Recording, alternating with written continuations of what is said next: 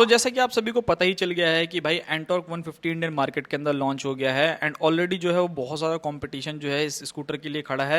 Like आप लोगों को पता ही होगा कि हीरो की तरफ से आने वाला जूम 160 जो है वो इंडियन मार्केट के अंदर लॉन्च हो चुका है एंड काफ़ी लोग जो है इस स्कूटर को पसंद कर रहे हैं। तो चलिए आज की वीडियो में इन्हीं दोनों स्कूटर का कंपैरिजन करने वाले हैं कि कौन सा स्कूटर आप लोगों के लिए बढ़िया रहने वाला है, किसके अंदर फीचर ज़्यादा मिलता है, किसके अंदर लुक्स आप लोगों को ज़्यादा बेटर मिलता है, सारी की सारी चीज़ों के बारे में। सबसे पहली चीज़ यहाँ पर अगर आप लोग देखोगे यानी कि जो आपकी एंटॉर्क 150 आती है तो इसके लुक्स एंड डिज़ाइन काफ़ी अच्छे हैं, बट कहीं ना कहीं आपको जो है ये 125 की याद दिलाएंगे कि इसके अंदर काफ़ी ज़्यादा चीज़ें जो है 125 से बोरो की गई है। चाहे मैं इसकी ग्रैब रेल्स के बारे में बात करूँ, चाहे मैं साइड प्रोफाइल के बारे में बात करूँ, इवन अगर आप फ्यूल टैंक देखोगे यानी फ्यूल लीड देखोगे तो वो भी आपको काफ़ी हद तक सिमिलर लगने वाली है एंटॉर्क 125C। बट यहाँ पर अगर मैं जूम 160 के बारे में बात करता हूँ तो यहाँ पर आपको काफ़ी फ्रेश न्यू डिज़ाइन जो है मिलता है, काफ़ी अलग अलग फीचर्स देखने को मिलते हैं। सो दोनों में अगर आप लुक्स देखोगे तो मुझे लगता है कि जूम का जो लुक है वो थोड़ा सा ज़्यादा बेटर रहने वाला है, स्पेशली अगर आप एंटॉर्क 150 से कंपेयर करते हो। तो यहाँ पर अगर मैं बात करता हूँ भाई इन सभी चीज़ों के बारे में तो भाई मेरे को जैसे बोला कि जूम 160 जो है वो थोड़ा सा ज़्यादा पसंद है। बाकी लुक्स के मामले में आप लोग देख लेना कि आपको कौन सा स्कूटर जो है वो ज़्यादा पसंद है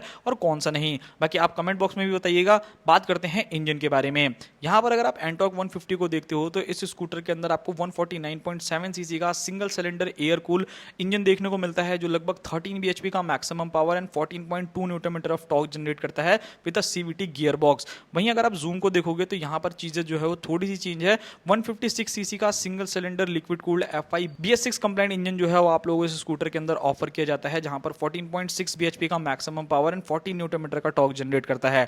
पावर में अगर आप डिफरेंस देखोगे तो भाई लगभग आपको 1 bhp से 1.5 bhp जो है वो ज्यादा देखने को मिलेगा जूम के अंदर एंड टॉर्क देखोगे तो ऑलमोस्ट सिमिलर रहने वाला है। तो भाई अगर आपको थोड़ा सा पावर जो है वो ज्यादा बेटर चाहिए तो मैं आपको रिकमेंड करूंगा कि आप जूम की तरफ जा सकते हैं। बाकी एक और प्लस पॉइंट जो जूम की तरफ चला जाता है वो ये चला जाता है कि अगर आप एंटॉर्क की तरफ जाओगे तो वहां पर आपको एयर कूल इंजन मिलेगा, बट अगर आप जूम की तरफ जाओगे तो वहां पर आपको प्रॉपर लिक्विड कूल इंजन मिलेगा। इंजन को जो है वो जल्दी ठंडा करेगा एंड परफॉर्मेंस भी जो है वो आपको ज्यादा निकाल करके देने वाला है जूम एंटॉर्क 150 के कंपैरिजन में। बाकी दोनों में ही सीवीटी गियर बॉक्स जो है वो आपको मिलता है।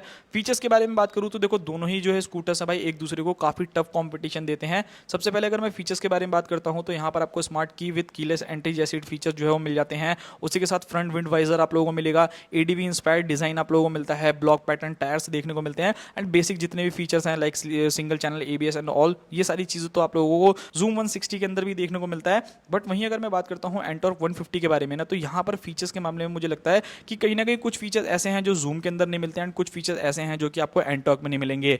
एंटॉर्क के अंदर आप लोगों को सबसे पहले ऑल एलईडी सेटअप देखने को मिलने वाला है, प्रोजेक्टर लाइट्स आप लोगों को मिलेगी, panic braking system, parking brake आप लोगों को मिलेगा, एडजस्टेबल लीवर्स मिलने वाला है, सिंगल चैनल एबीएस। इस स्कूटर के अंदर आपको 2 राइडिंग मोड्स भी मिलेंगे जहां पर आप इसको रेस मोड पे या फिर स्ट्रीट मोड पे चला सकते हो। ट्रैक्शन कंट्रोल आपको मिलने वाला है, 5 इंच की प्रॉपर टीएफटी डिस्प्ले आप लोगों को मिलेगी, हैजार्ड लाइट आप लोगों को मिलेगा। सो मुझे लगता है कि थोड़ा सा फीचर वाइज जो है वो एंटॉर्क 150 जो है वो ज्यादा बेटर परफॉर्म करने वाला है। नाउ अब बात करते हैं बाकी सभी चीजों के बारे में, tyre, suspension and braking system की यहाँ पर आपको क्या फीडबैक जो है वो दोनों ही स्कूटर्स में मिलता है। सो यहाँ पर जो गेम चेंज है ना वो कहीं ना कहीं जूम के लिए जो है वो ज्यादा बेटर रहेगा, बिकॉज यहाँ पर अगर आप एंटॉर्क को देखोगे तो इसके अंदर भाई कंपनी ने भले 150cc में निकाला हो बट इसके अंदर जो फीचर्स आप लोगों को ऑफर किए गए हैं ना वो कहीं ना कहीं 125 से ही लिए गए हैं। Like tyre, suspension and braking system देखोगे तो ये तीनों चीजें जो हैं वो बिल्कुल ही सिमिलर हैं। 180 12 इंचेस के आपको फ्रंट टायर, 110 80 12 इंचेस के आपको रियर में टायर देखने को मिलते हैं, यानी जो आप लोगों की एंटॉर्क 150 आती है। बट अगर आप अदर हैंड देखते हो जूम 160 को तो यहाँ पर आपको काफी चौड़े टायर, मुझे लगता है कि सेगमेंट में सबसे ज्यादा चौड़े टायर आपको इसी स्कूटर के अंदर मिलते हैं, जहां पर ये स्कूटर आपको 120 सेक्शन का 70 14 इंचेस का जो है अलॉय व्हील्स के साथ टायर ऑफर करता है। एंड अगर आप रियर में जाओगे तो 140 60 14 इंचेस के रियर में टायर मिलते हैं। तो अगर आप दोनों में डिफरेंस देखोगे तो लगभग 20 mm जो है वो ज्यादा बड़ा टायर आपको फ्रंट में मिलेगा एंड 30 mm जो है वो बड़ा आप लोगों को टायर जो है वो रियर में मिलेगा। सो यहाँ पर भाई ऑब्वियसली अगर आपको टायर वाइज ग्रिप ज्यादा बेटर चाहिए, आप लोगों को माइलेज से थोड़ा बहुत जो है कॉम्प्रोमाइज कर लोगे, सो मेरे को लगता है कि यहाँ पर कहीं ना कहीं आपको जूम 160 की तरफ जो है वो चले जाना चाहिए। ब्रेकिंग सिस्टम के बारे में बात करूँ तो दोनों ही बाइक्स के अंदर आपको फ्रंट में डिस्क ब्रेक्स देखने को मिलता है एंड रियर में अगर आप जाओगे तो ऑलमोस्ट 130 mm का ड्रम ब्रेक देखने को मिलेगा। तो काफी हद तक ठीक ठाक ब्रेकिंग जो है वो दोनों ही स्कूटर्स आप लोगों को निकाल करके दे देंगे। बाकी यहाँ पर आप लोग देख लेना भाई आप लोग अपने हिसाब से। बाकी सिंगल चैनल एबीएस तो दोनों ही स्कूटर्स के अंदर आ जाता है सेफ्टी के पर्पज से अगर देखा जाए, सो वहां पर तो कोई भी कॉम्प्रोमाइज जो है वो डेफिनेटली नहीं रहने वाला। अब बात करते हैं दोनों ही स्कूटर के सस्पेंशन के बारे में। यहाँ पर अगर आप सस्पेंशन देखोगे तो एंटॉर्क के अंदर आपको टेलीस्कोपिक सस्पेंशन एंड रियर में मोनोशॉक एब्जॉर्बर्स देखने को मिलता है एंड अगर आप लोग जूम को देखोगे तो यहाँ पर आपको telescopic suspension and dual shock absorber जो है वो रियर के अंदर देखने को मिलता है। तो भाई आप लोग देख लीजिएगा। बाकी अगर एंटॉर्क के बारे में बात करूँ तो उसका भी जो सीट कंफर्ट है वो काफी बढ़िया है, सस्पेंशन कंफर्ट भी जो है वो काफ़ी ज़्यादा बढ़िया है, वहाँ पर आपको कोई भी कॉम्प्रोमाइज़ जो है वो नहीं होने वाला। नाउ अब यहाँ पर बात कर लेते हैं थोड़ा सा प्राइसिंग के बारे में कि यहाँ पे प्राइसिंग में आपको क्या क्या चीज़ें देखने को मिलेगी। सो भाई मुझे लगता है कि अगर आप 150 सीसी में कोई भी स्कूटर देख रहे हो ना, तो सबसे सस्ता जो स्कूटर आप लोगों को पड़ेगा वो एंटॉर्क 150 ही पड़ने वाला है। ऐसा मैं क्यों कह रहा हूँ, बिकॉज इसके अंदर कंपनी ने आप लोगों के लिए दो वेरिएंट जो है वो अवेलेबल कर रखे हैं। एक जो मॉडल रहने वाला है वो आपको विदाउट TFT डिस्प्ले देखने को मिलेगा, जो लगभग 1,19,000 रुपये एक्स शोरूम कॉस्ट करेगा। एंड अगर आप सेकंड वेरिएंट देखते हो तो वो लगभग आप लोगों को कॉस्ट करेगा 1,29,000 रुपये, यानी 10,000 रुपये जो है वो एक्सपेंसिव आप लोगों को देखने को मिलेगा। 1,30,000 रुपये आप लोग राउंड फिगर में मान सकते हो। बट अगर आप जूम 160 को देखते हो तो लगभग ये 1,48,000 रुपये का कॉस्ट करेगा। तो दोनों में अगर आप डिफरेंस देखोगे तो लगभग 18,000 रुपये का डिफरेंस आएगा। अब भाई 18,000 रुपये एक अच्छा खासा अमाउंट होता है, मतलब आपको लगाना चाहिए नहीं लगाना चाहिए। सो मेरा यहाँ पर यही कहना है कि देखो भाई, अगर आप लोगों को थोड़ी सी ब्रेकिंग ज़्यादा बेटर चाहिए, आपको टायर जो है वो ज़्यादा बेटर चाहिए, सो उस कंडीशन में जो है वो जूम 160 जो है वो काफ़ी बेटर परफॉर्म करने वाला है। एंड अगर आपको ऐसा लगता है कि नहीं भाई मेरे को इतना टायर वायर से कोई मतलब नहीं है, ठीक ठाक माइलेज दे दें, ठीक ठाक जो है वो भाग ले, तो उस कंडीशन में जो है एंटॉर्क 150 भी काफ़ी ज़्यादा बेटर ऑप्शन रहेगा। थोड़ा सा डायमेंशंस के बारे में बात कर लेते हैं कि डायमेंशंस में आपको क्या क्या चीज़ें जो है देखने को मिलेंगी। एंड यहाँ पर आपको अच्छा खासा चेंजेस जो है वो देखने को मिल सकता है, जहाँ पर एंटॉर्क 150 आप लोगों के लिए 770 mm की जो है वो सीट हाइट लेकर के ऑफर करता है। एंड वहीं अगर आप लोग देखते हो जूम 160 को, तो ये लगभग 787 mm की जो है वो आप लोगों को सीट हाइट जो है ऑफर करता है, जो कि लगभग 13 mm जो है ज्यादा रहने वाला है। तो वो एक चीज जो है वो आप लोग देख लेना कि आपके हिसाब से जो है वो कौन सा ज्यादा बेटर रहने वाला है। तो मेरा यही कहना है कि अगर आप एक शॉर्ट राइडर हो तो एंटॉर्क जो है वो थोड़ा ज्यादा ईजी होगा आप लोगों को एक्सेस करने के लिए। एंड अगर आप जूम को देखोगे तो थोड़ी सी डिफिकल्टीज हो सकती है अगर आप बहुत ही ज्यादा छोटे हो। वैसे तो स्कूटी जो है वो ऑलमोस्ट सभी बंदे चला लेते हैं, तो वहाँ कोई दिक्कत नहीं है।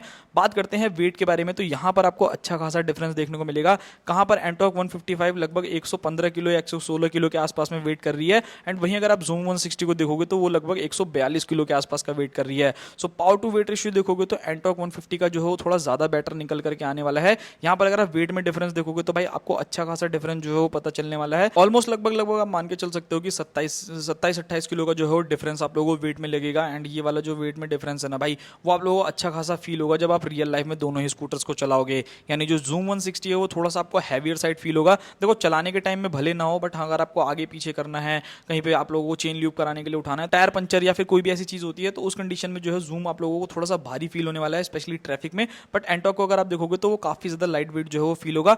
बाकी यहाँ पर अगर मैं ग्राउंड क्लियरेंस के बारे में बात करूँ, दोनों ही स्कूटर्स के जो ग्राउंड क्लियरेंस है वो बिल्कुल ही सेम है। 155 mm 155 mm दोनों के ही अंदर आप लोगों को ग्राउंड क्लियरेंस मिल जाता है। तो ठीक ठाक आप लोगों को जो है वो ग्राउंड क्लियरेंस मिल रहा है, उसमें कोई दिक्कत नहीं है। बाकी अब मेन क्वेश्चन निकल करके आता है कि भाई दोनों में से कौन सी स्कूटर को जो है वो लेना चाहिए। सो भाई देखो मेरा यहाँ पर ये कहना है कि अगर आप एक ऐसे बंदे हो जिसको थोड़ा सा लाइट वेट स्कूटर चाहिए, टायर से आप थोड़ा बहुत कॉम्प्रोमाइज कर सकते हो, ब्रेकिंग से थोड़ा बहुत कॉम्प्रोमाइज जो है वो कर सकते हो, सो उस कंडीशन में जो है मैं डेफिनेटली कहूंगा कि आप एंटॉर्क 150 की तरफ चले जाओ, जो कि काफी बेटर रहने वाला है। एंड अगर आपका स्पेशली अगर आपका बजट कम है, सो उस कंडीशन में भी जो है एंटॉर्क 150 ज्यादा बेटर आप लोगों को चीजें जो है वो ऑफर करेगा। एंड अगर आप एक ऐसे बंदे हो जिसको चाहिए कि नहीं भाई मेरे को थोड़ा सा पैसा ज्यादा खर्चा करना है, टायर वायर जो है वो थोड़े से ज्यादा बेटर चाहिए, थोड़ा सा पावर परफॉर्मेंस जो है हल्का सा अच्छा चाहिए, एंड फीचर भी जो है थोड़े एडवांस लेवल के मिल जाए, सो उस कंडीशन में जो है वो आप लोगों के लिए जूम 160 जो है वो काफी बेटर रहेगा। सो ये था पूरा का पूरा वीडियो। आई होप्स आप लोगों को वीडियो पसंद आया होगा। बाकी अगर आप लोग भी चाहते हो कि मैं एंटॉर्क 150 का किसी और स्कूटर से या फिर किसी और व्हीकल से जो है वो कंपैरिजन करूं, तो आप मुझे कमेंट बॉक्स में बता सकते हो। मैं पूरी कोशिश करूंगा कि मैं जल्दी से जल्दी आप लोगों के लिए वीडियोस लेकर के आऊं।